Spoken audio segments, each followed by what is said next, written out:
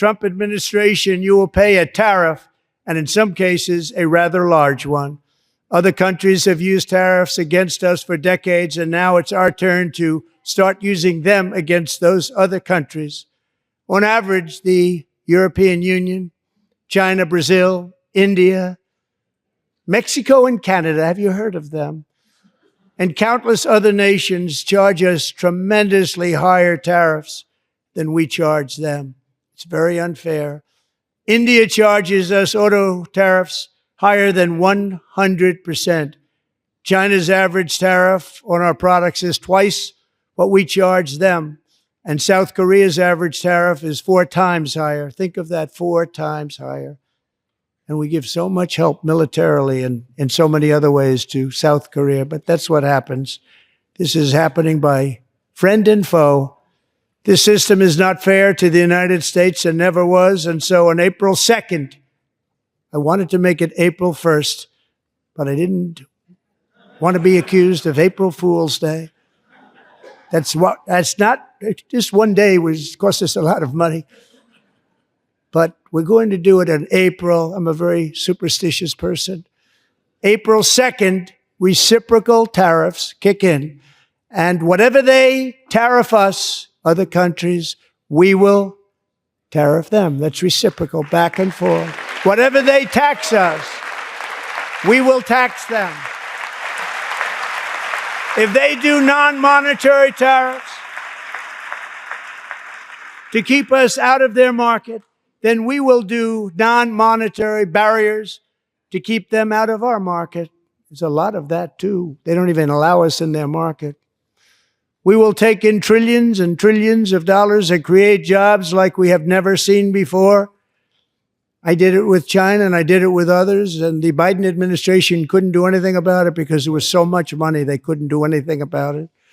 We have been ripped off for decades by nearly every country on earth, and we will not let that happen any longer.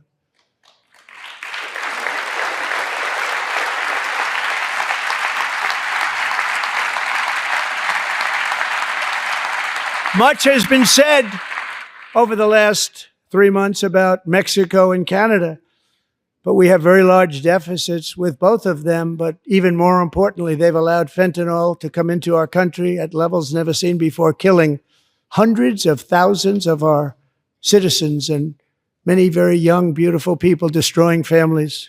Nobody's ever seen anything like it.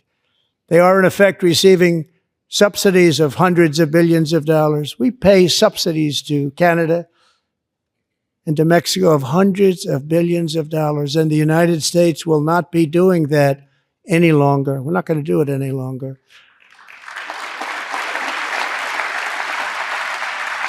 Thanks to our America First policies we're putting into place, we have had $1.7 trillion of new investment in America in just the past few weeks. The combination of the election and our economic policies that people of SoftBank, one of the most brilliant anywhere in the world, announced a $200 billion investment.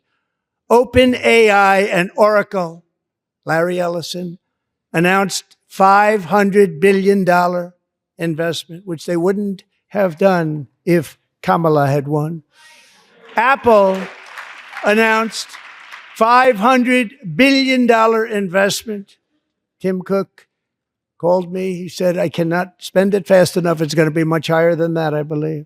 They'll be building their plants here instead of in China. And just yesterday, Taiwan Semiconductor, the biggest in the world, most powerful in the world, has a tremendous amount, 97% of the market, announced a $165 billion investment to build the most powerful chips on earth right here in the USA.